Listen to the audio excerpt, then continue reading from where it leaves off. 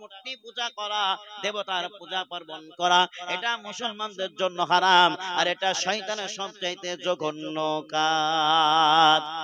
দেখেছেন, আমি প্রায় বাংলাদেশে যাই, প্রায় যাই, সেখানকার মানুষকে যখন কোরআনের আয়াত যখন তেলাওয়াত করা হয়, আলহামদুলিল্লাহ সুবহানাল্লাহ বলতেই নাই, আল্লাহু আকবার বলে চিৎকার করে। এক বাংলাদেশী বক্তা আমাকে জিজ্ঞাসা করছে, হুজুর আপনাদের দেশে ভারতে গিয়ে আমরা কোনো ঠিকমতো ওয়াজ করতে পারি না। বলে কেন? বলে আমরা যেমন আয়াত পড়ি, যেমনই কয় সুবহানাল্লাহ কয়েন, ঠিক কিনা? তো কিছুই বলে না। আর আমরা বলছি, যদি আপনি যদি এভাবে বলেন আর বারবার যদি বিরক্ত করেন, আমাদের ভারতের মানুষ পালিয়ে যাবে। আর আপনাদের বাংলাদেশের মানুষ যদি বারবার না বলি, যদি একাতালে ওয়াজই করে চলে যায়, লাগাতার ওয়াজ করে চলে যায়, বলে মৌলানা কিছু জানে না, খালি ওয়াজ করে যায়, নিজের তাল বয়েই চলে যায়, ইহা থাকা যাবে না, এখান থেকে তারা বিদায় নিয়ে নেয়। তাদেরকে জাগিয়ে রাখতে হয়। আপনি আমাদের দেশে পারবেন না, আর আমরা আপনাদের দেশে হয়তো ঠিক মতো ওই সুবহানাল্লাহ নারে তাকবীর বারবার বলতেও পারবো না, তবে চলে যাই প্রায় ইনশাআল্লাহ। যাই হোক, বলছিলাম কি, কোরআনে কারিমে আল্লাহ রাব্বুল আলামিন বলেন, ওয়ালা সালাম, লটারি খেলা মুসলমান তোমার জন্য হারাম করে দিলাম, তোমার ভাগ্য তুমি পরিবর্তন করতে পারো না, যেহেতু তুমি মুমিন, তুমি আল্লাহর প্রতি ভরসা করেছো। আল্লাহ রাব্বুল আলামিন বলেন, বান্দারে কোরআন খুলে দেখো, গরীব যদি করে থাকি তো আমি করেছি, ধনী যদি করে থাকি তো আমি করেছি, বড় লোক যদি করে থাকি তো আমি করেছি, সম্মান যদি দিয়ে থাকি তোমাকে আমি দিয়েছি, অপমানিত যদি করি তো আমি করেছি, তোমাকে যদি আমি রাজা করে থাকি তো আমি করেছি, ফকির যদি করি তো আমি করেছি, সব আল্লাহ রাব্বুল আলামিনের হাতে। কোরআনে কারিমে আল্লাহ রাব্বুল আলামিন জানিয়ে দিলেন 3 পারাতে, আল্লাহ রাব্বুল আলামিন বলেন, কুলিল্লাহুম্মা মালিকাল মুলকি তুতিল মুলকা মান তাশা ওয়া তানজিউল মুলকা মিম্মান তাশা ওয়া তুইজ্জু মান তাশা ওয়া তুযিল্লু মান তাশা বিয়াদিকাল খায়র ইন্নাকা আলা কুল্লি শাইইন কাদির। কোরআন, আল্লাহ রাব্বুল আলামিন বলেন, হে নবী আপনি বলে দিন, রাজত্বের মালিক আল্লাহ রাব্বুল আলামিন, যাকে চান তাকে রাজা দান করেন, যাকে চান তাকে ফকিরি দান করে দেয়, যাকে চান তাকে সম্মানিত করেন, যাকে চান তাকে অপমানিত করেন, যাকে চান তাকে আবার বড় লোক বানিয়ে দেয়। এই ভালো মন্দের মালিক একমাত্র আল্লাহ রাব্বুল আলামিন। ওহে দুনিয়ার বুকের মানুষেরা, যদি ভালো মন্দের মালিক আল্লাহ তাআলা হয়, বিপদ আপদের মালিক যদি আল্লাহ তাআলা হয়, গরিব ফকিরি বড় লোকই যদি মালিক একমাত্র আল্লাহ রাব্বুল আলামিন হয়, আমাকে যদি গরিবি হালাতে চিরকাল আল্লাহ তাআলা রাখেন, আমার কোনো ক্ষমতা নাই আল্লাহ রাব্বুল আলামিনের বিধানকে, আল্লাহ রাব্বুল আলামিনের লেখনকে আমরা কখনোই পরিবর্তন করতে পারি না। না না না মুসলমান, আমরা কখনোই পরিবর্তন করতে পারবো না। যদি পরিবর্তন করতে চাই, আমরা যে ঈমানের দাবি করেছি, ঈমানের যে আমরা প্রকাশ করেছি, তার মান মর্যাদা থাকবে না। আল্লাহ রাসূল সাল্লাল্লাহু আলাইহি ওয়াসাল্লাম বলেন, ঈমান কাকে বলে? তুমি নিজেকে মুমিন বলে দাবি করো, মুমিনের সংজ্ঞাটা তুমি একবার জেনে নাও, ঈমানের সংজ্ঞাটা তুমি জেনে নাও। আল্লাহ রাব্বুল আলামিন, আল্লাহ রাসূল সাল্লাল্লাহু আলাইহি সাল্লাম জানান, আল ঈমানু তুমিনা বিল্লাহি ওয়া মালাইকাতিহি ওয়া কুতুবিহি ওয়া রুসুলিহি ওয়াল ইয়াউমিল আখিরি ওয়া তুমিনা বিল কদরি খায়রিহি ওয়া শাররিহি মিনাল্লাহি তাআলা ওয়াল বা'থি বা'দাল মাউত। বান্দারে হাদিস শরীফ খুলে দেখো, ঈমানের সংজ্ঞাটাও বুঝে রেখো। ঈমান হতেই বলা হয় এক আল্লাহ রাব্বুল আলামিনের প্রতি বিশ্বাস স্থাপন করা। 2 নম্বর কথা হলো, আল্লাহ তাআলা যত পয়গম্বরদেরকে প্রেরণ করেছেন, সমস্ত পয়গম্বরদেরকে বিশ্বাস করে নেওয়া, মেনে নেওয়া, স্বীকার করে নেওয়া। 3 নম্বর, আল্লাহ রাব্বুল আলামিন যত কিতাব নাযিল করেছেন, সমস্ত কিতাবকে বিশ্বাস করা। 4 নম্বর কথা হলো, আল্লাহ তাআলা যত ফেরেশতা মণ্ডলীকে সৃষ্টি করেছেন, সমস্ত ফেরেশতা মণ্ডলীকে বিশ্বাস করবা, মেনে নেওয়া। 5 নম্বর কথা হলো, আপনার মরণ হবে, হাসর নাসর হবে, এই দিনটাকে বিশ্বাস করা, আর আখিরাতকে বিশ্বাস করা। আর আপনার ভাগ্যে ভালো মন্দ যা কিছু ঘটে, বিপদ আপদ, সুখ দুঃখ, মরা হওয়া, যা কিছু হয় একমাত্র আল্লাহ রাব্বুল আলামিনের পক্ষ থেকেই হয়। এই কথাটা বিশ্বাস করার নাম হলো ঈমান। আমি বলে দিলাম, ভালো মন্দ যা কিছু হয় মহান পাকের দরবার থেকে হয়। সত্য কথা ঠিক কথা মেনে নিলাম বটে, কিন্তু মুখেই বললাম কাজ কর্ম এখনো পর্যন্ত পরিণত করতে পারলাম না। আরে আমরা মুখেরই মুসলমান হয়ে গেলাম, মুখেই বলা মুসলমান হয়ে গেলাম, আমলের মুসলমান হতে পারলাম না। তাই বলে মুসলমান ইসলাম লটারি খেলবা না, লটারি খেলবা না, লটারি খেলা তোমাদের জন্য হারাম করে দিলাম। 4 নম্বর জিনিসটা কি একবার কান পরিষ্কার করে শুনে রাখেন। 4 নম্বর জিনিসটা হলো ওয়াল আনসাব রিজসুম বিনা'মানি শাইতান, অর্থাৎ মূর্তি পূজা করা, দেবতার পূজা পার্বণ করা, এটা মুসলমানদের জন্য হারাম, আর এটা শয়তানের সবচাইতে জঘন্য কাজ। আমরা মুসলমান হয়ে কোনদিন মূর্তি পূজা করি না, করি কি? কোনদিন করি না। তাহলে আল্লাহ তাআলা বললো কেন? বুঝতে হবে কিছু মুসলমান আছে প্রকাশ্যভাবে যদিও দেব দেবীর পূজা করে না, কিন্তু লুকায়িত ভাবে কিছু মুসলমানের ছেলেরা পূজা করে। কিভাবে পূজা করে একবার উদাহরণ দিয়ে বুঝিয়ে দিই আপনাদেরকে। কোরআন খুলতে হবে না, হাদিস খুলতে হবে না, পরে খুলবেন। আগে মোবাইল খুলুন, মোবাইলে দেখুন আমরা মুসলমানের ছেলেরা 2025 যখন পড়লো একটা দিন 1 জানুয়ারি, সেটা আমরা পালন করেছি।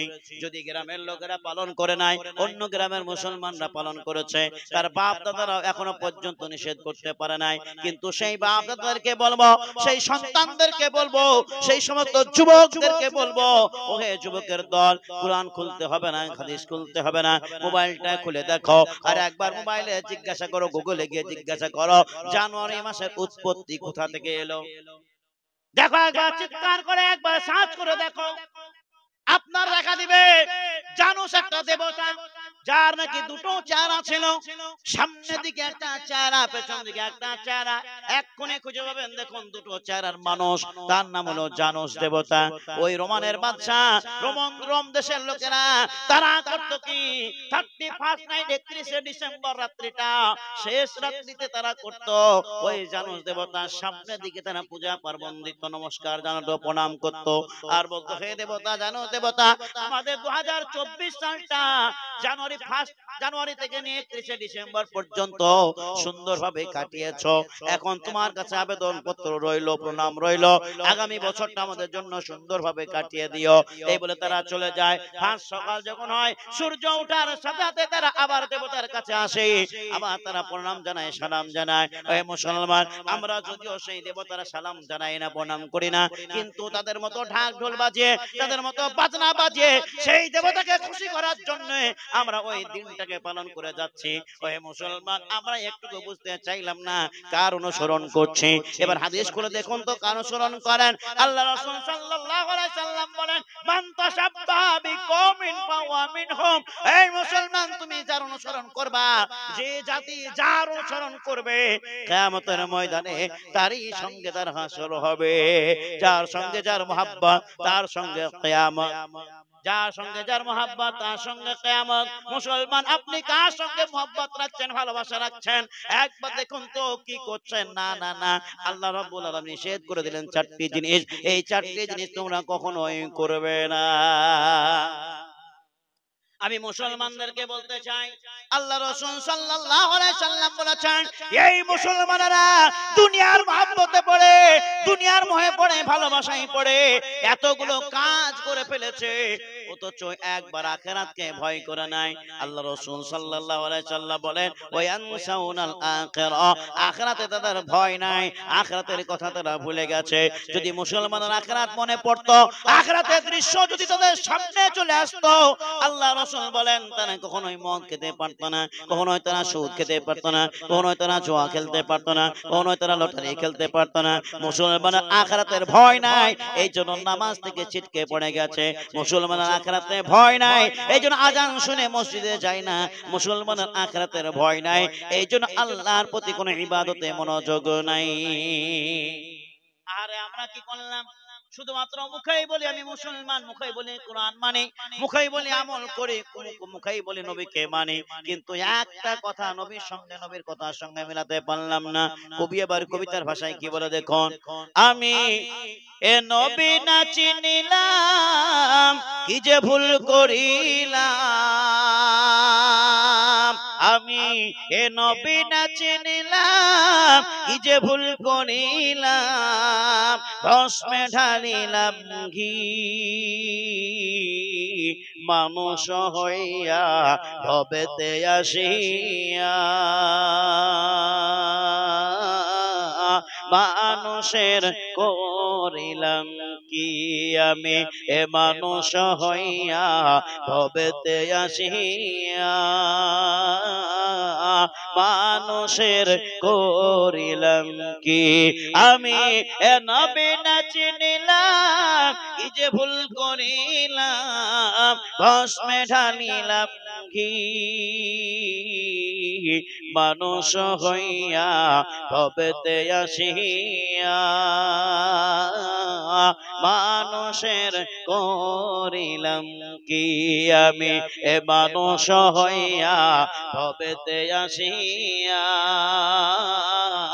মানুষের করিলাম কি আমি মদ হারাম না মানিলাম সুদ খাওয়া না ছাড়িলাম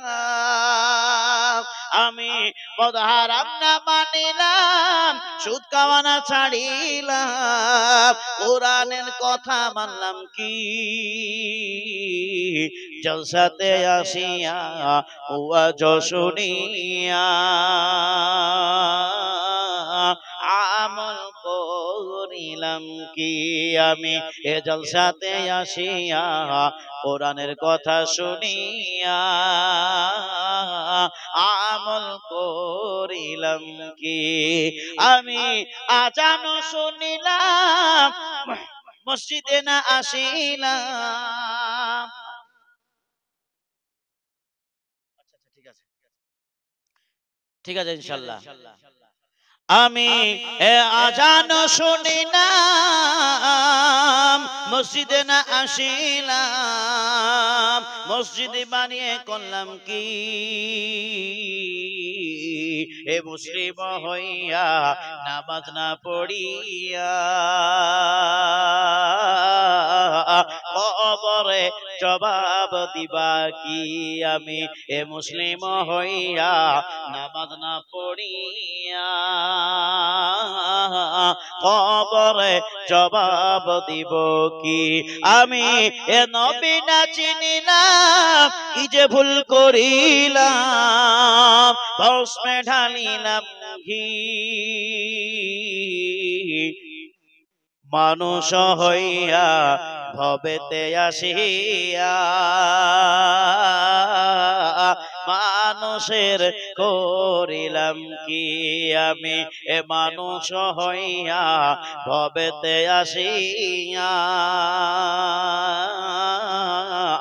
মানুষের করিলাম কি ভাবুন ভাবুন ওই মুসলমান একবার ভাবনা চিন্তা করে দেখুন দুনিয়ার বুকে মানুষ হয়ে জন্মেছেন আমি আপনি মানুষ হয়ে দুনিয়ার বুকে এলাম কিন্তু কোন মানুষের কি উপকার করলাম কার ক্ষতি করলাম কার উপকার করলাম কার কাছে এলাম কার অকাজে গেলাম একটু ভাবনা চিন্তা করে দেখুন তো এবার আসুন হাদিসের দিকে আর আপনাদেরকে বেশি কথা বলবো না একটু একটু করে হাদিসের কথা কোরআনের কথা বলবো তার সঙ্গে ছন্দের সঙ্গে গজলের সঙ্গে কথাটা মিলিয়ে দেব এখন কোরআনে কারিমে এখন হাদিস শরীফে আল্লাহ রাসূল সাল্লাল্লাহু আলাইহি সাল্লাম বলেন ইউহিব্বুনাদ দুনিয়া ওয়া ইয়ানসাউনাল আখিরাহ দুনিয়ার বুকের মানুষেরা দুনিয়াটাকে পছন্দ করবে কিন্তু আখিরাতটাকে কখনোই পছন্দ করবে না ভুলে যাবে এটা ছিল প্রথম কথা পাঁচটা কথা বলবো বলেছি এই পাঁচটা কথা বলবো তারপর আপনাদের কাছ থেকে বিদায় নেব পাঁচটা কথা বললে আমার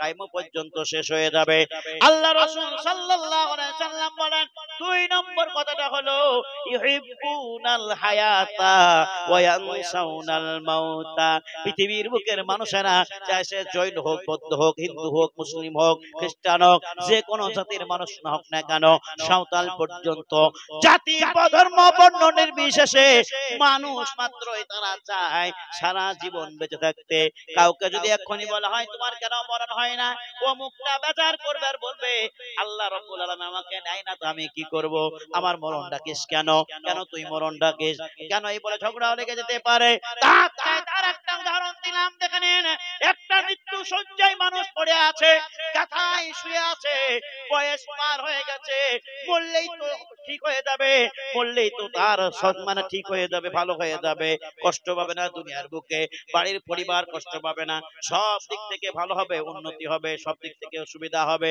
কিন্তু সেই মানুষটাকে যদি আপনি তার মুখের কাছে গিয়ে, কানের কাছে গিয়ে যদি বলেন, ভাই রে, বাবা রে, মা রে, খালা রে, একটা সম্পর্ক নিয়ে বলবেন, তোমার কেন মরণ হয় না? দুনিয়ার বুকে ভালো ভালো মানুষ মারা যাচ্ছে, তোমার কেন মৃত্যু হয় না? ওই মানুষটা কোথায় পড়ে থাকবে তাও ভালো, মৃত্যু শয্যায় মৃত্যু যন্ত্রণা ভোগ করবে তাও ভালো, কিন্তু মৃত্যুর কথা শুনলে আপনাকে বরদাস্ত করবে না, মনটা বেঁকে যাবে, মুখটা বেজার হয়ে যাবে, আর বলবে, রে ভাই, রে বাবা, রে ছেলে, আল্লাহ তাআলা আমাকে নাই না, আমি কি করব? বলবে কি বলবে না? তাই তো রে ভাই, সবাইকে আল্লাহ তাআলা লিখে, আমাকে দেয় না, আমি কি করব? কিন্তু তাও বলে না, আমাকে নিলে আমি বক্তাই, পরিষ্কার কথা বলেন, বুঝলেন চলতি ভাষা, তাও তো বলবে না ও। তার মানে বোঝা গেল তার মনের আশা আছে, এখনো একটুকু বাঁচি। কবি বলছে, কার আশা না আছে? সকলেরই আশা আছে।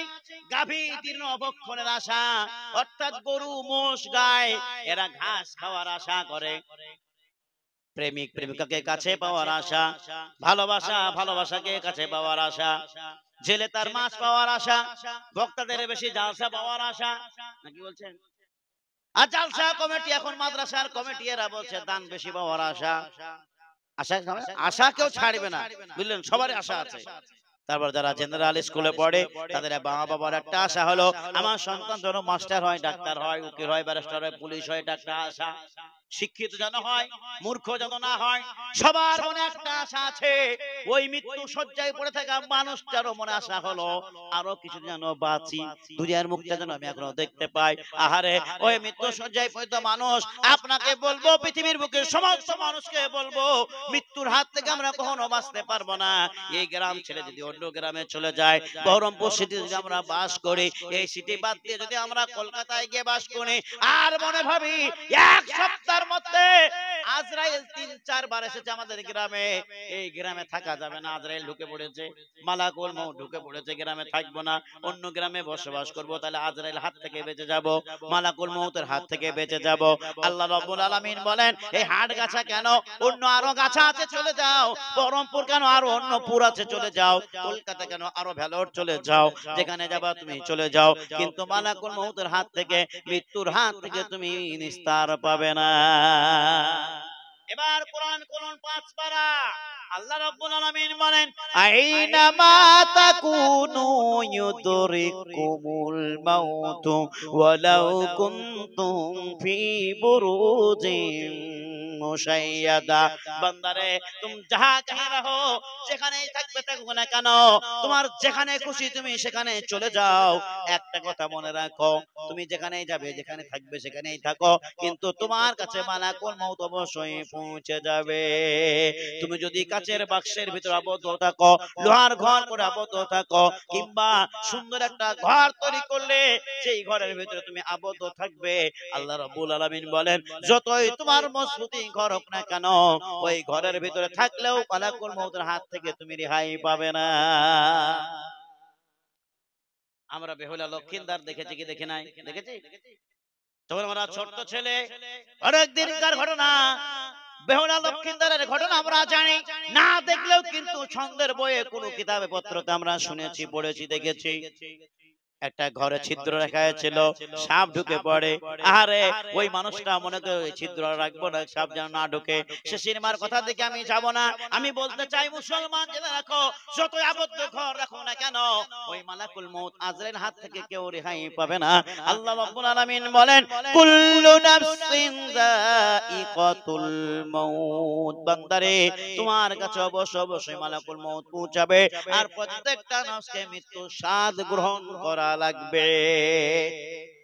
এখন কেউ যদি মৃত্যু শয্যায় পড়ে থাকে, তাকে আমরা বাঁচানোর জন্য গ্রামের লোকেরা বলে, পরামর্শ দেয় যে নিকটবর্তী হাসপাতালে নিয়ে যাও।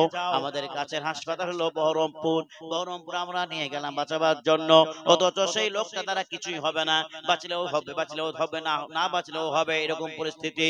সেই মানুষটাকে বাঁচানোর জন্য গ্রামের লোকেরা কি বলবে, গ্রামের লোকের চোখ লজ্জাতে তারা করে কি, ওই মানুষটাকে বহরমপুরে নিয়ে যায়। নাহলে গ্রামের লোকেরা বলবে এতগুলো সন্তান আছে, চারটা বেটা, অথচ বাপটাকে দেখাতে পারলো না, মাটাকে দেখাতে পারলো না, বলবে না? মানুষের কথার মুখে ঢাকনা দেওয়ার জন্য ওই মানুষেরা বাপটাকে দেখায়, মাটাকে দেখায়, ভালো করার জন্য চলে যায়, যে কোনো পরিস্থিতিতে পৌঁছায়। যখন ওই বহরমপুরে পৌঁছালো, বহরমপুর হাসপাতালের ডাক্তার সাহেবরা বলে দিল, না না না, আমরা একে ভালো করতে পারবো না, আমাদের দ্বারাই হবে না, একে ট্রান্সফার করে দিলাম, একে কলকাতায় নিয়ে চলে যাও, যদি বাঁচাতে চাও কলকাতায় যাও। এখন ওই সন্তানের টাকার ভাবনা ভাবে না, এখন ওই সন্তানেরা পয়সার ভাবনা ভাবে না, এখন সন্তানরা শুধু একটা ইজ্জতের ভাবনা, সম্মানের ভাবনা। গ্রামের লোকেরা বলবে কলকাতা নিয়ে যেতে বলেছিল কিন্তু নিয়ে যায় না, এদিকেও ঝামেলা, যায় না? গ্রামের লোকেরা বলবে একে কলকাতা নিয়ে গেলে ভালো হয়ে যেত, কিন্তু ভালো করবে কে? কে করবে বলেন? আজ যদি মৃত্যু থাকে তাহলে সেই মৃত্যু আল্লাহ তাআলাই দিবেন, তাই তো? কিন্তু এরা বলছে, গ্রামের লোকেরা বলতে আরম্ভ করবে, ওই লোকটাকে যদি কলকাতায় নিয়ে যেত তাহলে ভালো হয়ে যেত। এই সন্তানের চারটা বেটা থাকতে এরা আর কলকাতায় নিয়ে গেল না। বহরমপুর ডাক্তাররা বলেছিল কলকাতায় নিয়ে যাও, কিন্তু যায় নাই, পয়সা খরচ হবে বলে, টাকার খরচ হবে বলে তারা যায় নাই। আমার কিছু সন্তান আছে, তারা টাকার মায়া করে না, পয়সার মায়া করে না, জমি জায়গার মায়া করে না, তারা সম্মানের মায়া করে, ইজ্জতের মায়া করে।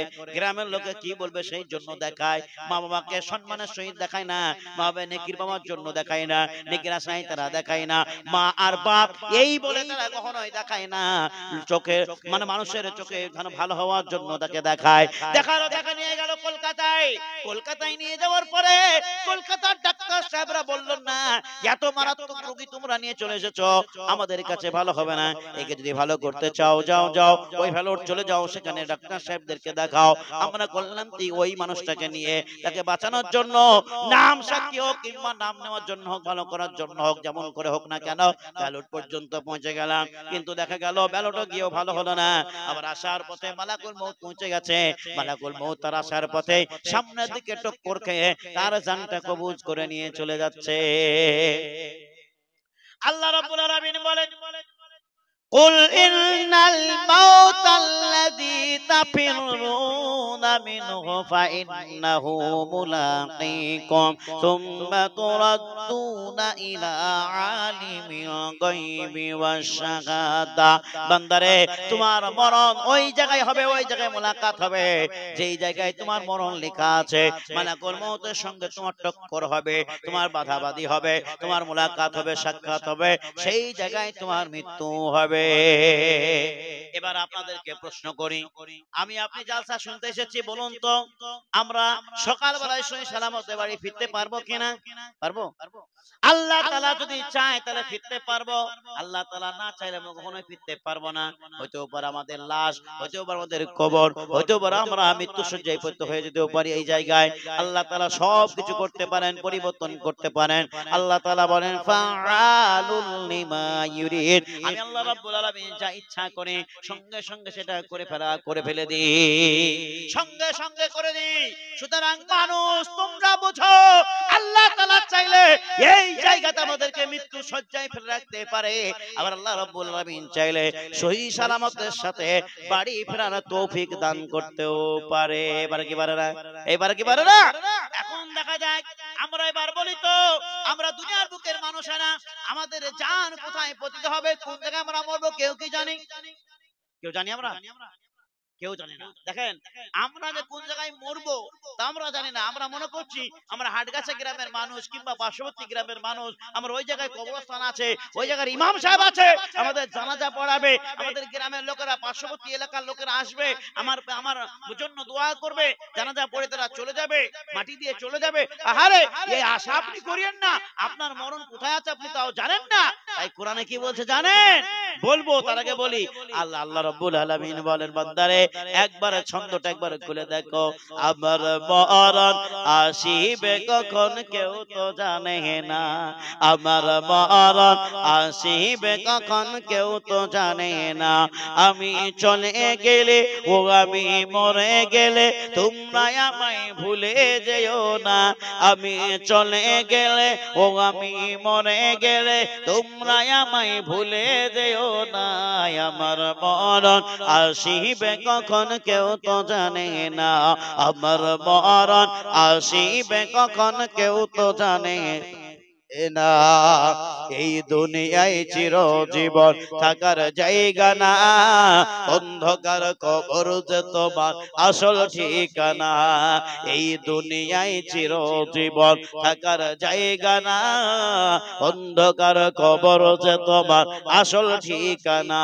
ও ভাই তোমরা সবাই চলে যাবে কেউ সঙ্গী হবে না ও ভাই তোমরা সবাই বাড়ি ফিরবে কেউ সাথী হবে না আমার মরণ আসিবে কখন কেউ তো জানে না আমার মরণ আসিবে কখন কেউ তো জানে না আমি চলে গেলে ও আমি মরে গেলে তোমরা আমায় ভুলে যেও না আমি মরে গেলে ও আমি চলে গেলে তোমরা আমায় ভুলে যেও না আমার মরণ আসিবে কখন কেউ তো জানে না আমার মরণ আসিবে কখন কেউ তো জানে না জানে কি জানেন জানি না দেখেন আমি প্রায় জায়গায় থাকি তাফসীর করি সব জায়গাতেই প্রায় কিন্তু বেশিরভাগ জায়গাতে আমাকে প্রধান বক্তা করে আর প্রধান বক্তা করায় মানে ঝামেলা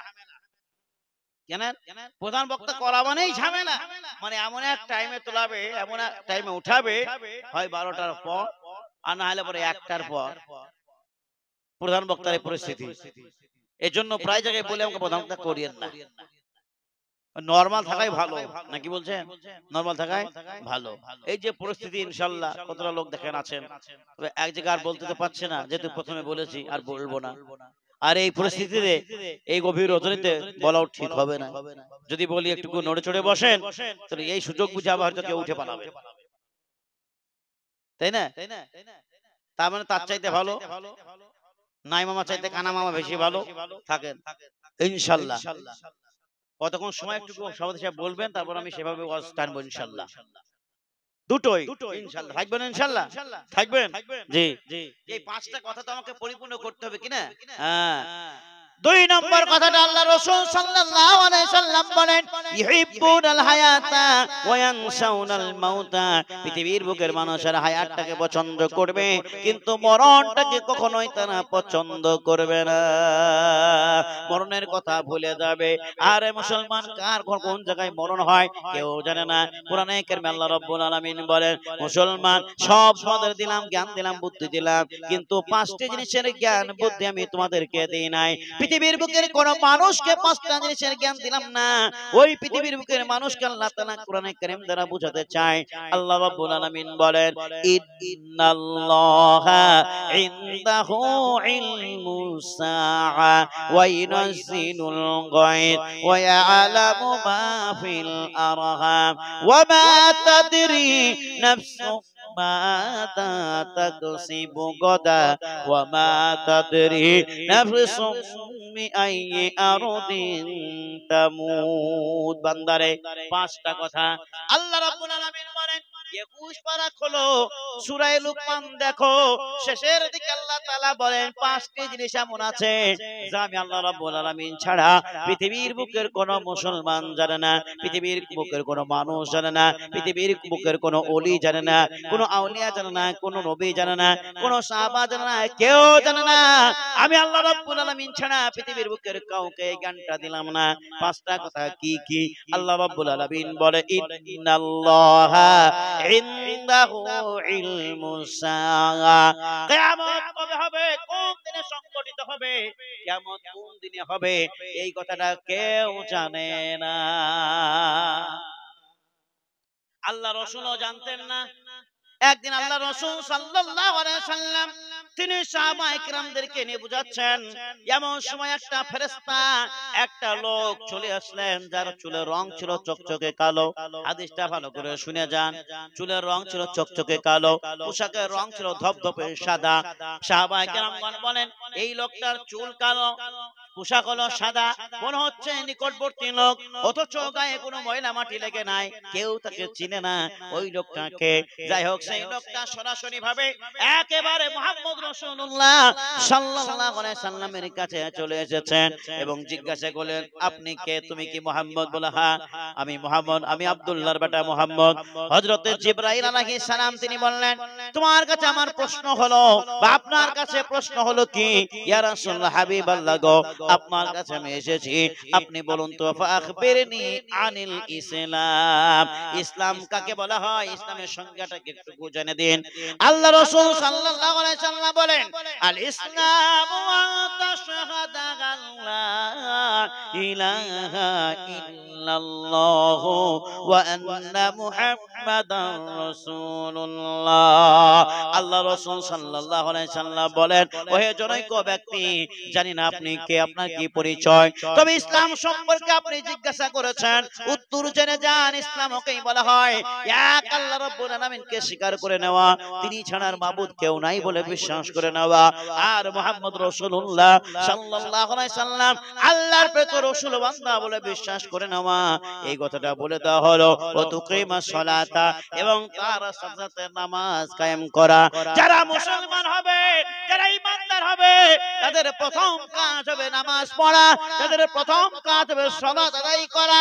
আজকে মুসলমান হওয়ার পরে প্রথম কাজটাই আমরা করি না, নামাজের ধারে কাছে পর্যন্ত যাই না।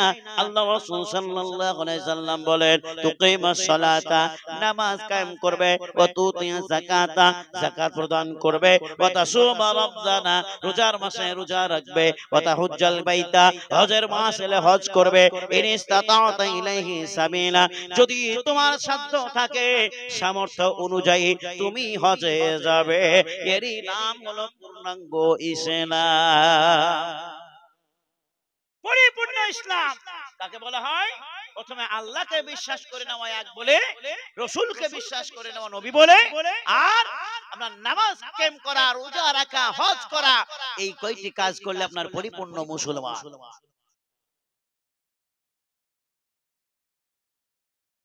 এখানে লেখা আছে কয়েকটি গজল বলুন, তাহলে তো আমার দফা শেষ নাকি? আচ্ছা, একদিন দিন ঠিক করবেন কোন দিন আমাকে নেবেন গজল শোনার জন্য, ইনশাআল্লাহ বলবো, ফাঁকে ফাঁকে বলবো তবু। জি, তবে তো ওয়াজ তো করতে হবে, তাই না? মানে সকালবেলায় গাইবে আর ওই বক্তা শুধু গজল গেয়ে পয়সা কটারে চলে গেছে, তাইলে রিপোর্ট খারাপ, ব্যাড রিপোর্ট শুরু হয়ে যাবে, তাই না? হ্যাঁ, ইনশাআল্লাহ বলবো, ইনশাআল্লাহ ওয়াজের মধ্যেই বলবো আমি। সুতরাং মুসলমান জেনে রাখুন, আল্লাহ রাসূল সাল্লাল্লাহু আলাইহি সাল্লামের কাছে হযরতে জিবরাইল আলাইহিস সালাম তিনি যখন জিজ্ঞাসা করলেন ইসলাম কাকে বলে, আল্লাহ রাসূল ইসলামের সংজ্ঞা দিয়ে দিলেন, বলে দিলেন। তারপর আবার জিবরাইল জিজ্ঞাসা করলেন রাসূলুল্লাহ সাল্লাল্লাহু আলাইহি সাল্লামের কথা শুনে জিবরাইল বললেন, ক্বালা সাদ্দাকতা ইয়া রাসূলুল্লাহ, হাবিবাল্লাহ গো, আপনি ঠিকই বলেছেন, সত্য কথা বলেছেন, এর নাম ইসলাম। মনে হয় যেন পূর্বে থেকে তার জানা ছিল, এই ঘটনা উপলব্ধ করছিলেন, দেখছিলেন, সেইখানে উপস্থিত ছিলেন হযরতে উমর ফারুক রাদিয়াল্লাহু তাআলা আনহু। তিনি বলেন, আরে কেমন মানুষ আমার রাসূলকে ডিস্টার্ব করতে চলে এসেছে, নিজেই জিজ্ঞাসা করে ইসলাম কাকে বলে, নিজেই প্রশ্ন করে, আবার যখন আমার রাসূল উত্তর দিয়ে দেন, আবার তিনি বলেন, আকালা সাদ্দাকতা, আপনি সত্য বলেছেন। তাহলে জানা গেল এর পূর্ব থেকে এর কথাটা জানা ছিল, উত্তর জানা ছিল, আমার নবীকে যেন ডিস্টার্ব করতে এসেছে। আবার কিছুক্ষণ পরে ওই জিবরাইল আলাইহিস সালাম তিনি জিজ্ঞাসা করেন, ফাখবিরনি আনিল ঈমান, ইয়া রাসূলুল্লাহ, হাবিবাল্লাহ গো, ঈমান কাকে বলে? ঈমানের সঙ্গে আপনাদেরকে বলে দিয়েছে, আর বলার দরকার নাই। আর ৩ নম্বরে আবার রাসূলুল্লাহ সাল্লাল্লাহু আলাইহি সাল্লামকে জিজ্ঞাসা করা হলো, ইয়া রাসূলুল্লাহ, হাবিবাল্লাহ গো, যার প্রতি ইসলাম ধর্ম গ্রহণ করলাম, যার প্রতি ঈমান আনলাম, সেই মহান পাকের শুকরিয়া, মহান পাকের ইবাদত কেমন করে করব, তার বন্দেগী কেমন করে করব? ফাখবিরনি আনিল ইহসান, তার অনুগ্রহ সম্পর্কে, ইবাদত সম্পর্কে একটু রাস্তা বলে দেন। আল্লাহ রাসূল সাল্লাল্লাহু আলাইহি সাল্লাম বললেন, তুমি এমন ভাবে মহান পাকের আল্লাহ রাব্বুল আলামিনের ইবাদত করো أن تعبد الله كأنك تراه فإن لم تكن تراه فإنه يراك আল্লাহ রাসূল সাল্লাল্লাহু আলাইহি সাল্লাম বলেন তুমি এমন ভাবে আল্লাহর ইবাদত করবে যেমন তোমার চোখের সামনে আল্লাহ তাআলা আছে। যদি আল্লাহ তাআলাকে দেখতে না পাও মনে মনে ধারণা করে নাও আল্লাহ রাব্বুল আলামিন তোমাকে দেখছে। ইমানের সঙ্গে হয়ে গেল, আল্লাহর গোলামি হয়ে গেল। এবার জিবরাইল জিজ্ঞাসা করেন ইয়া রাসূলুল্লাহ হাবিবাল্লাহ গো সব কিছুই হলো কিন্তু এই দুনিয়ার বুকে মানুষেরা যে থাকবে কয়দিন থাকবে, এই দুনিয়ায় বা বয়স কতটা হবে, দুনিয়ার ভ্যালিডিটি কতদিন থাকবে, এক্সপায়ার কবে হয়ে যাবে একটু জানিয়ে দিন। অর্থাৎ কিয়ামতের দিন কবে সংগঠিত হবে, কোন দিন হবে, দুনিয়া কবে ধ্বংস হবে একটু জানিয়ে দিন। ফাখবিরনি আনিস সাআ ইয়া রাসূলুল্লাহ কিয়ামত সম্পর্কে বলুন। আল্লাহ রাসূল সাল্লাল্লাহু আলাইহি সাল্লাম বলেছিলেন ক্বালা মাল মাসউলু আনহা বিআলামা মিনাস সাইল। ও জিজ্ঞাসিত ব্যক্তি, ও জিজ্ঞাসাকারী ব্যক্তি, জিজ্ঞাসিত ব্যক্তি চাইতে আমি ভালো জানি না। জিজ্ঞাসাকারীর চাইতে জিজ্ঞাসিত ব্যক্তি বেশি ভালো জানে না। অর্থাৎ আপনি আমাকে জিজ্ঞাসা করেছেন এ সম্পর্কে আপনি হয়তো ভালো জানেন। তিনি বললেন আল্লাহ এবং আল্লাহ রাসূল ভালো জানেন। আল্লাহ রাব্বুল আলামিন বলেন রাসূলুল্লাহ সাল্লাল্লাহু আলাইহি সাল্লাম সেই সময় বলতে পারেন নাই। এবারে কোরআন খুলে দেখুন আল্লাহ রাব্বুল আলামিন বলেন ইয়াসআলুনাকা আনিস সাআ আইয়ানা মুরসাহা ফিমা আনতা মিন যিকরাহা ইলা রাব্বিকা মুনতাহাহা। আল্লাহ রাসূল সাল্লাল্লাহু আলাইহি সাল্লামকে জিজ্ঞাসা করা হলো নবী গো কিয়ামত সম্পর্কে একটু বলুন কবে হবে। রাসূলুল্লাহ সাল্লাল্লাহু আলাইহি সাল্লামকে আল্লাহ তাআলা জানিয়ে দিলেন নবী গো আপনি বলে দিন কিয়ামতের খবর আপনার রবের কাছে আছে, মহান পাকের কাছে আছে, এর খবর কাউকে আমি দেই নাই। তাহলে প্রথম কথা কি ছিল? পাঁচটা জিনিসের কথা, পাঁচটা জিনিসের জ্ঞান কাউকে আল্লাহ তাআলা দেয় নাই। তার প্রথমত হলো কিয়ামত কবে হবে কেউ জানে না। নাম্বার 2 ওয়াইনাজিলুল গায়স, বৃষ্টি কোথায় হবে কোন জায়গায় হবে কেউ জানে না। হবে কি হবে না, দিবে কি দিবে না মহান পাক তিনি ভালো জানেন। নাম্বার 3 ওয়ায়ালামু মা ফিল আরহাম, মায়ের পেটে কি সন্তান আছে, আছে কি নাই, সন্তান না মরা না জীবিত, হিজরা না ছেলে না মেয়ে না কি বস্তু, একমাত্র মহান পাক আল্লাহ রাব্বুল আলামিন তিনি বলেন আমি ছাড়া কেউ জানে না। ওই মাকে জিজ্ঞাসা করুন যেই মা 10 মাস ধরে গর্ভে সন্তান রেখেছে, ওই গর্ভবতী মহিলাকে জিজ্ঞাসা করুন হে মা তোমার পেটে কি সন্তান আছে, ওই মা নিজেই বলতে পারবে না। ওই স্বামীকে জিজ্ঞাসা করুন হে স্বামী কি সন্তান আছে বলো, ওই স্বামীও বলতে পারবে না, বাবা বলতে পারবে না, স্ত্রী বলতে পারবে না। আল্লাহ রাব্বুল আলামিন বলেন ইয়ালামু মা ফিল আরহাম, মায়ের পেটে কি আছে আমি একমাত্র আমি আল্লাহ রাব্বুল আলামিন ছাড়া কেউ জানে না। নাম্বার 4 ওয়া মা তাদরি নাফসুম মাযা তাকসিবু গাদা, বান্দারে আগামী কাল তুমি উপার্জন কি করবে, বাঁচবে কি বাঁচবে না, মরবে না থাকবে তুমি তা জানো না। হয়তো আমি রাত্রে বেলায় ঘুমাবার সময় আমি মনে মনে ভাবলাম আগামী সকাল বেলায় জালসা শুনতে যাব, কিংবা মাঠে যাব, ঘাটে যাব, চাকরিজীবীতে যাব, অফিসে যাব, আদালতে যাব। আল্লাহ তাআলা চাইলে আপনাকে সেই কাজটা পরিপূর্ণ করে দিতে পারেন।